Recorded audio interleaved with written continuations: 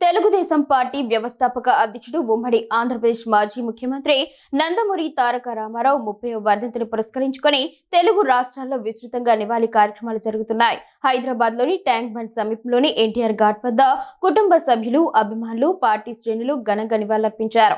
తెల్లవారుజామునే ఎన్టీఆర్ మనవడు హరికృష్ణ కుమారుడు నటుడు కళ్యాణ్ రామ్ తాత సమాధి వద్ద పుష్పగుచ్చాలు ఉంచి నివాళి అర్పించారు.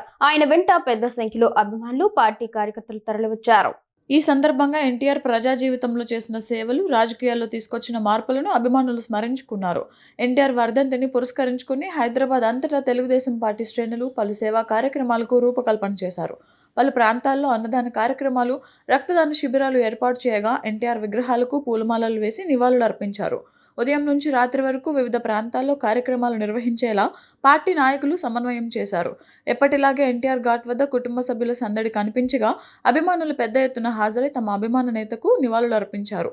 ఆంధ్రప్రదేశ్లోనూ ఎన్టీఆర్ 30వ వర్ధంతిని అధికార కూటమి ప్రభుత్వం ఘనంగా నిర్వహిస్తోంది. ముఖ్యమంత్రి నారా చంద్రబాబు నాయుడు సహా మంత్రులు, ఎమ్మెల్యేలు, పార్టీ నేతలు వర్ధంతి కార్యక్రమాల్లో పాల్గొంటున్నారు.